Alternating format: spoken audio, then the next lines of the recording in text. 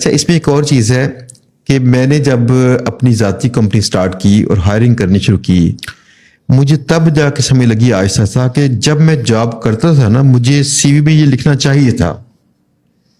तब as a employer मैंने देखना शुरू किया कि मेरे अपने सीवी में गलतियां होती थी। आप ये बताइए कि अगर हमने हायरिंग करनी हो, हम सीवी में क्या देखें? फॉर एग्जांपल, हमें हायर करना है, एक लीड जनरेशन के लिए बंदा हायर करना है, क्या देखें? देखिए, ये मैं समझता हूँ ये क्रक्स है, ये जो क्वेश्चन आपने किया ना, वंडरफुल क्वेश्चन, और बहुत दफ़ा पूछा भी जाता है।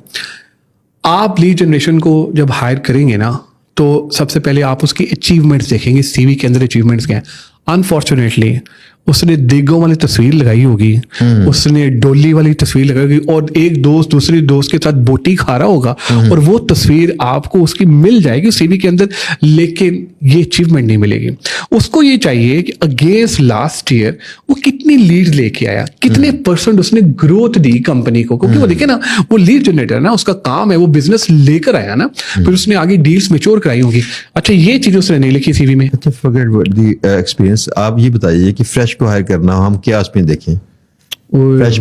फ्रेश बच्चे के लिए ना सवालात मुझे वो करने जो आपने, तो मैं कहता हूँ कमाल ही, आज तो बड़ी तैयारी करके आए हैं आप, जबरदस्त। फ्रेश को हायर करना है जिसको हम कल को लीड जनरेशन के लिए इस्तेमाल कर सकें, इसमें क्या कुछ हम देखें?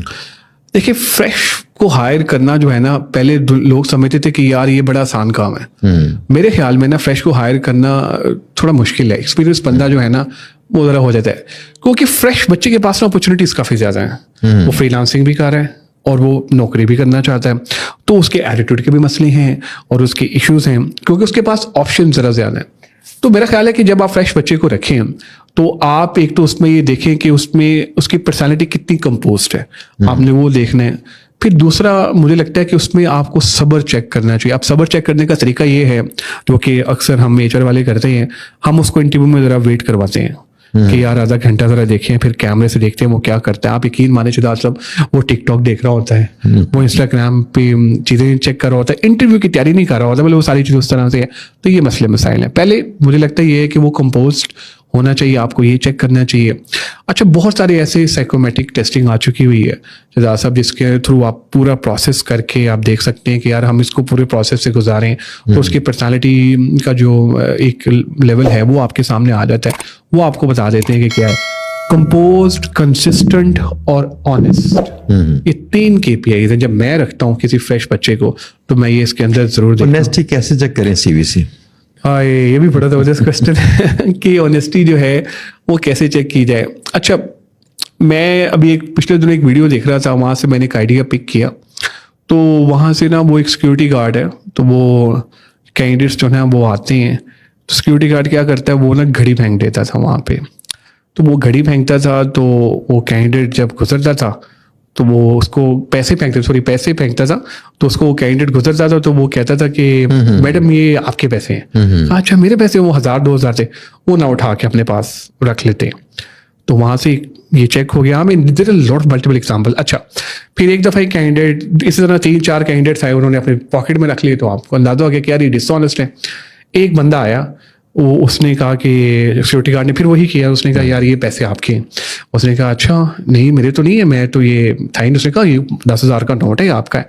तो आपको अंदाजा हो गया कि यार नहीं यार, ये बंदे ऐसे। तो एक तो आप इस तरह से डिफरेंट सिनेरियोज में डाल के ना, एक वीडियो है ये फेसबुक के ऊपर वायरल है, काफ़ी अच्छी वीडियो चली हुई है, काफ़ी इसकी व्यूज़ भी हैं। लेकिन क्या कोई IT कंपनी कोई भी या ऐसी करती है? देखिए, रोल प्लेस तो होते हैं प्रैक्टिकली। जी, प्रैक्टिकली रोल प्लेस होते हैं, आप केस स्टडीज देते हैं। देखिए, जो बड़े इदारे हैं ना, ये पॉसिबल है अगर वो बंदा आपके पास पहुंचा है इंटरव्यू देने के लिए, ये तब पॉसिबल है। आपकी फर्स्ट इंप्रेशन जब होगी तब पॉसिबल है। इससे पहले तो आपका CV है, तो CV को हम शॉर्टलिस्ट कर रहे हैं। मैंने चंद दिन पहले एक बात की थी, मैंने सवाल किया था अपनी ऑडियंस से कि आप मुझे बताइएगा कि एक बंदा अहल हो, मुखलिस ना हो, दूसरा मुखलिस है, अहल ना हो, आप किसको हायर करेंगे? 70% प्लस लोगों ने कहा था कि मुखलिस को, हम ना अहल को अहल कर लेंगे। मैंने उनसे कहा खुदा के बंदो, कभी किसी की CV में लिखा होता है कि मैं मुखलिस हूँ? अहलियत की बातें की होती हैं, वो अपनी डिग्री बताते हैं, अपनी बाकी चीज़ बताते हैं, एक्सपीरियंस वगैरह, तो यही बताना चाह रहे थे मैं अहल हूँ। खुलूस जो है वो तो CV में चाहिए नहीं था। वो तो बात की बात है ना, सीवी के क्लोज नहीं होता, वो तो बात की बात है। आप उनको सिस्टम में लाग के चेक कर सकते हैं, चाहे फर्स्ट डे में चाहे उसके बाद। अच्छा, आप प्रेफर क्या करेंगे, खलूस या अहलियत? देखिए सर, दोनों चीज़ें आई थिंक वेरी इंपॉर्टेंट। अहलियत भी इंपॉर्टेंट है और मुखलिस होना भी इंपॉर्टेंट है, लेकिन इसको हमें देखना पड़ेगा कि आप मुखलिस को किस तरह से डिफाइन करते हैं। जैसे मैं अक्सर अपनी एग्जांपल देता हूँ, हमारे पास जो सेठ साहिबान हैं उनको मैं कहता हूँ यार कि एक बंदा है काबिल और दूसरा है वफादार, किसको रखना है? तो वो कहते हैं यार कि हमें ना दोनों कंपोनेंट्स एक बंदे में चाहिए, विच इज़ वेरी डिफिकल्ट। साहब आपको भी पता है, मुझे भी पता है कि ये बड़ा मुश्किल काम है। तो it depends on the organization, depend करता है कि यार अगर वो बंदा, मुझे तो लगता ये है कि आपको दोनों कॉम्बो अगर मिल जाए एक बंदे में तो बड़ा बेहतरीन है, आपको दोनों को रख लेना चाहिए, मतलब उसी बंदे को। लेकिन होता क्या है, जो होता है ना कॉम्पिटेंट बंदा, जिसे हम काबिल बंदा कहते हैं, वो अगर आपकी पॉलिसी और प्रोसीजर अच्छे हैं और आपकी ऑर्गेनाइजेशन सिस्टम ओरिएंटेड है, पीपल ओरिएंटेड नहीं है, तो वो मुखलिस भी हो जाएगा, क्योंकि आपकी पॉलिसीज आपका कल्चर ड्राइव करेगा। मेरा ये ख्याल है कि आप किसी मुखलिस जो नहीं है ऐसे शख्स को आप निगरानी करके तो आर्जी तौर पर मुखलिस कर सकते हैं, लेकिन किसी ना अहल को अहल नहीं कर सकते। Competent person is very important. हाँ, क्योंकि आपने आगे ग्रो करना है ना, मतलब अब जीबी ओबी से आपने नेक्स्ट स्टेप पे जाना है, तो आपको एक बंदा चाहिए जिसको काम आता हो। मुखलिस बंदे को काम अगर नहीं आता, लेट्स सपोज, तो आपने मुखलिस से क्या करना है? मतलब एक सवाल है शहजाद साहब कि एक बंदा है जिसको काम नहीं आता और वो बार बार कह रहा है शहजाद साहब मैं आपके साथ मुखलिस हूँ, मतलब मैं आपके साथ चलने को तैयार हूँ, ये सारी चीजें इस तरह से हैं, लेकिन he is not capable enough. ज्यादातर केसेस में होता यही है कि जो बंदा मुखलिस है ना, ये साथ में नहल भी होता है। हाँ, ज्यादा केसेस में यही है। पता क्यों? ये देखिए, हमारी कौम में एक बात मशहूर है कि शरीफ वो है जिसको मौका नहीं मिला, तो उसको मौका या ताकत नहीं मिली ना। ज्यादा लोग यही है, बड़े कम केसेस में लोग बंदे काबिल भी होते हैं, मुखलिस भी होते हैं, बड़े कम केसेस का वर्ड ना यूज किया करें, सिमिलैरिटी है।